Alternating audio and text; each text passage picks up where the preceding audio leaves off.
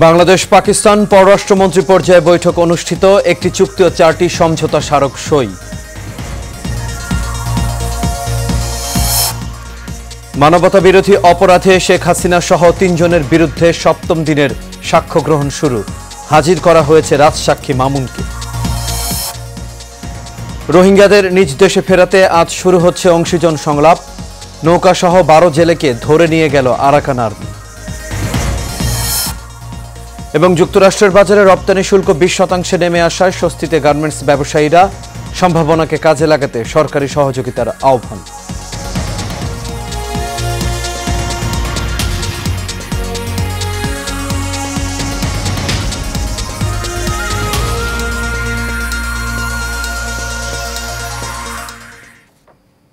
সবাইকে স্বাগত এশিয়া নিউজে। দর্শক, পুরো সংবাদ জুড়ে আপনাদের সঙ্গে আছি আমি আনোয়ার রাজ। এতক্ষণ শুনছিলেন বিআরবি কেবল ইন্ডাস্ট্রিজ লিমিটেড সংবাদ শিরোনাম। এবার চলে যাচ্ছি পুরো খবরে। অন্তর্বর্তী সরকারের পররাষ্ট্র উপদেষ্টা মোহাম্মদ তৌহিদ হোসেন এবং ঢাকা সফররত পাকিস্তানের উপপ্রধানমন্ত্রী ও পররাষ্ট্রমন্ত্রী ইসহাক দারের মধ্যে দ্বিপক্ষীয় বৈঠক অনুষ্ঠিত হয়েছে। সকাল 10:15টার দিকে রাজধানীর একটি হোটেলে এই বৈঠক শুরু হয়। পররাষ্ট্র মন্ত্রণালয়ের তথ্য বলছে, বৈঠকে বাংলাদেশ প্রতিনিধি দলে পররাষ্ট্র উপদেষ্টা, নিরাপত্তা উপদেষ্টা খলিলুর রহমান, পররাষ্ট্র সচিব আসাদ আলম সিয়াম ও পররাষ্ট্র মন্ত্রণালয়ের কর্মকর্তারা অংশ নেন। বৈঠক শেষে দুই দেশের মধ্যে একটি চুক্তি ও 4টি সমঝোতা স্মারক সই হয়েছে।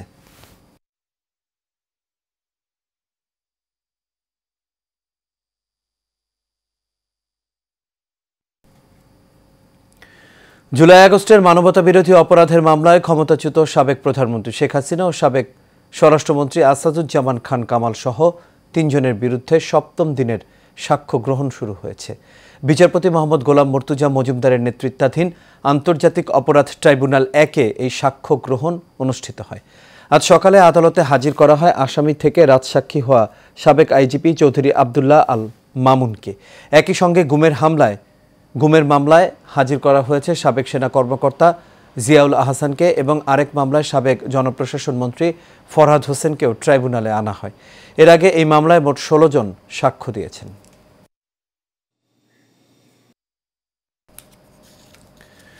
বাস্তুচ্যুত রোহিঙ্গাদের জন্য তহবিল বাড়াতে এবং তাদের ফেরানোর চেষ্টা হিসেবে আজ অংশীজন সংলাপ, রোহিঙ্গা পরিস্থিতি নিয়ে উচ্চ পর্যায়ের সম্মেলনে আলোচনার জন্য প্রাপ্ত বার্তা শীর্ষক আন্তর্জাতিক সম্মেলন শুরু হচ্ছে। রোববার উখিয়া উপজেলার ইনানী এলাকায় হোটেল বে ওয়াচে সম্মেলন শুরু হবে। সম্মেলনের প্রধান উপদেষ্টা অধ্যাপক মোহাম্মদ ইউনুস, কয়েক দেশের পররাষ্ট্রমন্ত্রী, রোহিঙ্গা বিষয়ক কয়েক আন্তর্জাতিক দূত, বিদেশে বাংলাদেশ মিশন এবং জাতিসংঘের বিভিন্ন সংস্থার প্রতিনিধিদের অংশ নেয়ার কথা রয়েছে। তারা রোহিঙ্গাদের কথা শুনবেন, একই সাথে নিজেদের সমস্যার কথাও তুলে ধরবেন। মিয়ানমার সেনাবাহিনীর হাত থেকে বাঁচতে 2017 সালের 25 আগস্ট বাংলাদেশে রোহিঙ্গা অনুপ্রবেশের ঢল নামে। এরপর প্রায় 8 বছর পেরিয়ে গেছে। বর্তমানে বাস্তুচ্যুত রোহিঙ্গাদের সংখ্যা 14 লাখেরও বেশি।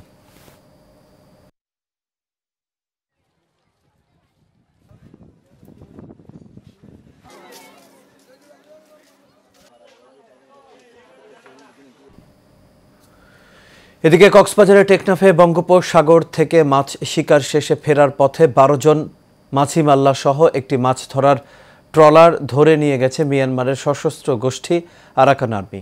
স্থানীয়রা জানায়, শাহপরীর দ্বীপ ডেইলপাড়া এলাকার সুলতান মাঝির মালিকানাধীন ট্রলারটি টেকনাফ ব্যাটালিয়ন 2 বিজেপির আওতাধীন শাহপরীর দ্বীপ বিওপি এলাকার দায়িত্বপূর্ণ সীমান্ত চৌকি BRM 3 থেকে প্রায় 6 কিলোমিটার দক্ষিণ পূর্বে মিয়ানমারের জলসীমার ভেতর থেকে আটক করা হয়।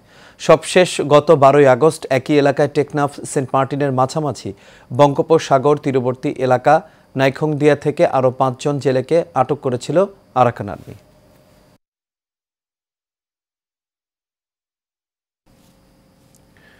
যুক্তরাষ্ট্রের বাজারে বাংলাদেশের রপ্তানি পণ্যের ওপর শুল্ক হার 20% নেমে আসা বৈশ্বিক বাণিজ্যে বাংলাদেশের প্রতিযোগিতার সক্ষমতা বাড়বে বলে আশা গার্মেন্টস ব্যবসায়ীদের। শুল্ক কমায় এখন স্বস্তির হাওয়া বইছে তাদের মাঝে। এর ফলে যুক্তরাষ্ট্রের বাজার থেকে রপ্তানি আয় আরও বাড়বে বলে মনে করছেন বাংলাদেশের রপ্তানিকারকরা। নারায়ণগঞ্জ থেকে রোমান চৌধুরী সুমনের রিপোর্ট, জানাচ্ছেন ওয়ালিদ সিদ্দিকী। বিশ্বের বৃহত্তম পোশাক আমদানিকারক যুক্তরাষ্ট্র, যেখানে এতদিন ধরে চীন ও ভিয়েতনাম শীর্ষস্থান দখল করে রেখেছিল, কিন্তু সাম্প্রতিক ট্যারিফ পরিবর্তন এবং চীনের বাজার হারানোর ফলে বাংলাদেশের জন্য নতুন বাজার সম্প্রসারণের সুযোগ তৈরি হয়েছে। বাংলাদেশ রপ্তানি উন্নয়ন ব্যুরোর সর্বশেষ তথ্য অনুযায়ী 2024 সালের জুলাই থেকে চলতি বছরের ফেব্রুয়ারি পর্যন্ত বাংলাদেশ থেকে মার্কিন যুক্তরাষ্ট্রে 5.83 বিলিয়ন মার্কিন ডলার সমমানের পণ্য রপ্তানি হয়েছে। অন্যদিকে যুক্তরাষ্ট্রের আন্তর্জাতিক বাণিজ্য কমিশনের ওয়েবসাইট থেকে প্রকাশিত তথ্য অনুযায়ী 2024 সালে বাংলাদেশ থেকে 844 কোটি মার্কিন ডলারের পণ্য আমদানি করেছে দেশটি। এমন অবস্থার সুফল নিতে সরকারের পক্ষ থেকে যথাযথ সহায়তার আশ্বাস চান ব্যবসায়ীরা। নেগোশিয়েট করে যখন 20% আনছে, আমাদের ব্যবসায়ীরা টিকে থাকবে এবং যে শ্রমিকগুলো আছে এই শ্রমিকগুলো সার্ভাইভ করবে। আপাতত দৃষ্টিতে দেখা গেল যে পাকিস্তান বা ভিয়েতনাম এই সমস্ত জায়গায় আমাদের সাথে খুব একটা অসুবিধা হওয়ার কথা না। বাংলাদেশ কিন্তু অনেক বড় একটা জায়গা করে নিয়েছে বিশ্বের বুকে। আমাদের উচিত এইটাকে দেখে শিক্ষা নিয়ে আমাদের ভবিষ্যতের জন্য আমাদের মার্কেট অ্যারেঞ্জমেন্ট করা, আমাদের মার্কেটের শেয়ার অন্য মার্কেটগুলোতে বাড়ানোর অ্যারেঞ্জমেন্ট করা, এটা আমাদের জন্য খুবই খুবই জরুরি। বিকেএমই এর সভাপতি মোহাম্মদ হাতেম আলী বলেন, গ্যাস, বিদ্যুৎ সহ সরকারি অন্যান্য পরিষেবা সঠিকভাবে পেলে দেশের অর্থনীতিতে বিরাট পরিবর্তনের সুযোগ রয়েছে। এই সুযোগটা আমরা নিতে পারবো কিনা, কারণ আমাদের এই সুযোগ নিতে হলে আমাদের ক্যাপাসিটি বাড়াতে হবে। ক্যাপাসিটি বাড়াতে হলে আমার গ্যাস বিদ্যুতের প্রয়োজন হবে। তো ফলে এই ধরনের ধকল কাটিয়ে বাংলাদেশ এই সুযোগগুলি নিতে পারবে, এইটা আমাদের কাছে খুব কঠিন মনে হচ্ছে। কিন্তু যদি নেওয়া যায় তাহলে রপ্তানি কিন্তু অনেক গুণ বেড়ে যাবে, সেই সুযোগ কিন্তু আছে। বাংলাদেশি তৈরি পোশাকের সবচেয়ে বড় বাজার যুক্তরাষ্ট্র। দেশটিতে 2024 সালে বাংলাদেশ প্রায় 840 কোটি ডলারের পণ্য রপ্তানি করে, যার মধ্যে তৈরি পোশাকই 734 কোটি মার্কিন dollar. Walid Siddiqui, Asian television. Pabna সদর উপজেলার গয়েশপুর ইউনিয়নের ইসলামপুরে প্রতিপক্ষের ছুরিকাঘাতে মেহেদি মাসুদ পাভেল নামের এক যুবদল নেতা নিহত হয়েছেন। এই ঘটনায় আরও একজন গুরুতর আহত হয়েছেন। গতরাতে এই হত্যাকাণ্ড ঘটে। নিহত পাভেল ইসলামপুর গ্রামের মৃত মুসলিম মাস্টারের ছেলে এবং গয়েশপুর ইউনিয়ন যুবদলের যুগ্ম সাধারণ সম্পাদক ছিলেন। স্থানীয় সূত্রে জানা যায়, মাদক ব্যবসা ও পূর্ব বিরোধের জেরে প্রতিপক্ষরা এই হামলা চালায়। এই বিষয়ে পাবনার সদর থানার ভারপ্রাপ্ত কর্মকর্তা আব্দুস সালাম জানান, পূর্ব বিরোধের জেরে এই ঘটনা ঘটেছে।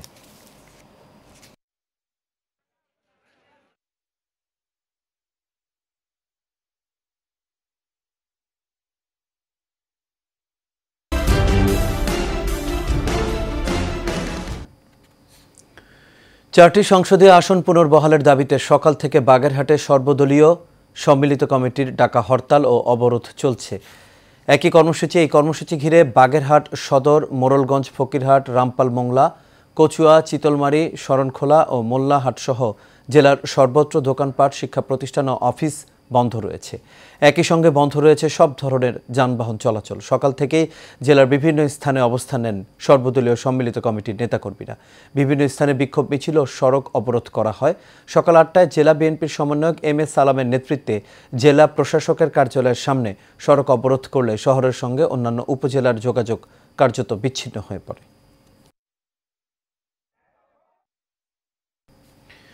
নাটোরের সড়ক দুর্ঘটনায় 2 জন নিহত হয়েছেন। শনিবার রাতে নাটোর বগুড়া মহাসড়কের খেজুরতলা নামক স্থানে এই দুর্ঘটনা ঘটে। নিহতরা হলেন সিংড়া উপজেলার বড় বারৈহাটি গ্রামের তাইরুদ্দির ছেলে আত্তারি মৃধা এবং খৈরুদ্দিনের ছেলে মোহাম্মদ মোজা। জলমলিয়া হাইওয়ে থানার ওসি মাহবুবুর রহমান জানান, বগুড়া থেকে নাটোরগামী যাত্রীবাহী বাস একটি ব্যাটারি চালিত ভ্যানকে চাপা দেয়। এতে ঘটনাস্থলে ভ্যান চালক মোজা ও ভ্যান যাত্রী আত্তারি মৃধা গুরুতর আহত হন। স্থানীয়রা তাদের উদ্ধার করে সদর হাসপাতালে নিয়ে যায়। সেখানে কর্তব্যরত চিকিৎসক 2 জনকেই মৃত ঘোষণা করেন।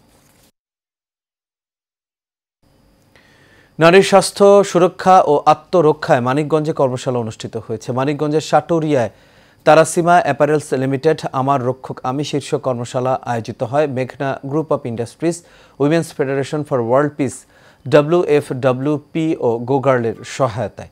কর্মশালায় নারীর স্বাস্থ্য সচেতনতা, ঋতুকালীন স্বাস্থ্যবিধি, খাদ্যপুষ্টি, আত্মরক্ষা, মৌলিক ব্যাংকিং ও আইনি অধিকার সহ নানা বিষয়ে আলোচনা হয়।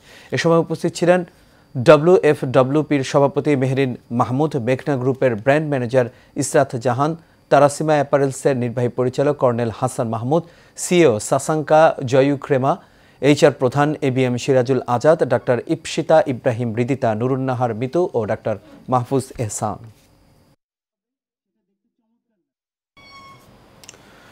গাইবান্ধার সাঘাটা সেনা ক্যাম্পের যৌথ অভিযানে ইয়াবাসহ এক মাদক ব্যবসায়ীকে আটক করা হয়েছে। গোপন সংবাদের ভিত্তিতে সেনা ক্যাম্পের ইনচার্জ ক্যাপ্টেন রিজভির নেতৃত্বে গতরাতে বোনারপাড়া ইউনিয়নের হেলেঞ্জা গ্রামে এই অভিযান চালানো হয়। এ সময় তল্লাশি করে বিপুল পরিমাণ ইয়াবাসহ মাদক ব্যবসায়ী আশরাফুল ইসলামকে আটক করা হয়। পরে সেনাবাহিনী সাঘাটা থানায় আসামি হস্তান্তর করে। এই ঘটনায় সাঘাটা থানায় মাদকদ্রব্য নিয়ন্ত্রণ আইনে মামলা দায়ের করা হয়েছে। চাঁদপুরের কচুয়ায় আগামী জাতীয় সংসদ নির্বাচনে যুবদলকে শক্তিশালী ও সুসংগঠিত করতে যুবদলের কর্মী সমাবেশ অনুষ্ঠিত হয়েছে। শনিবার বিকেলে কচুয়া উপজেলা যুবদল ও পৌর যুবদলের যৌথ আয়োজনে কচুয়া সরকারি ডিগ্রি কলেজ মাঠে কর্মী সমাবেশে প্রধান অতিথি হিসেবে বক্তব্য রাখেন কেন্দ্রীয় বিএনপির নির্বাহী কমিটির সদস্য ও কচুয়া উপজেলা বিএনপির সমন্বয়ক মোহাম্মদ মোশাররফ হোসেন। কচুয়া উপজেলা যুবদলের আহ্বায়ক ও মহিউদ্দিন মজুমদারের সভাপতিত্বে সিনিয়র যুগ্ম আহ্বায়ক মিজানুর রহমান স্বপন ও সদস্য সচিব অ্যাডভোকেট মাসুদ প্রধানিয়া, পৌর যুবদলের আহ্বায়ক মিজানুর রহমান ও সিনিয়র যুগ্ম আহ্বায়ক আল আমিন প্রধানের যৌথ পরিচালনা করেন। চট্টগ্রামে আনন্দঘন পরিবেশে ও বর্ণাঢ্য আয়োজনের মধ্য দিয়ে উদযাপিত হয়েছে SPN সাংস্কৃতিক একাডেমির 14তম বর্ষপূর্তি অনুষ্ঠান। লোহাগাড়া উপজেলা মিলনায়তনে এই বর্ষপূর্তি অনুষ্ঠান উদ্বোধন করেন লোহাগাড়া উপজেলা সহকারী কমিশনার নাজমুল লায়েল। এ সময় SPN সাংস্কৃতিক একাডেমির পরিচালক আকাশ দাসের পরিচালনায় ও অভিজিৎ বড়ুয়ার সঞ্চালনায় অনুষ্ঠানে বিশেষ অতিথির বক্তব্য রাখেন সাংস্কৃতিক একাডেমির নির্বাহী পরিচালক আব্দুল্লাহ ফারুক রবি, গীতিকার ও সুরকার বেলাল উদ্দিন হৃদয় সহ আরও অনেকেই।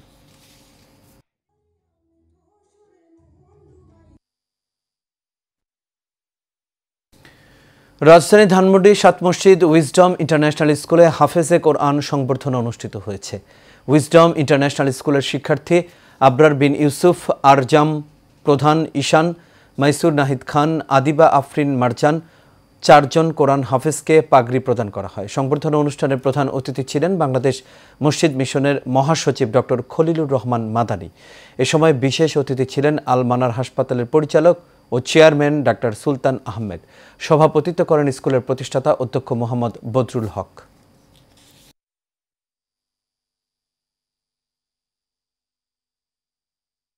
এর সাথে শেষ করব এশিয়ান নিউজ। তবে যাবার আগে BRB কেবল ইন্ডাস্ট্রিজ লিমিটেড সংবাদ শিরোনামগুলো দেখে নেব দর্শক আরও একবার।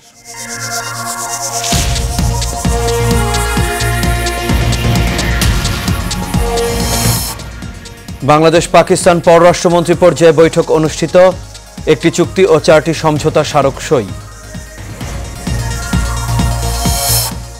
মানবতা বিরোধী অপরাধে শেখ হাসিনা সহ 3 জনের বিরুদ্ধে 7ম দিনের সাক্ষ্য গ্রহণ শুরু, হাজির করা হয়েছে রাজসাক্ষী মামুনকে। রোহিঙ্গাদের নিজ দেশে ফেরাতে আজ শুরু হচ্ছে অংশীজন সংলাপ, নৌকাসহ 12 জেলেকে ধরে নিয়ে গেল আরাকান আর্মি। এবং যুক্তরাষ্ট্রের বাজারে রপ্তানি শুল্ক 20% নেমে আসায় স্বস্তিতে গার্মেন্টস ব্যবসায়ীরা, সম্ভাবনাকে কাজে লাগাতে সরকারি সহযোগিতার আহ্বান।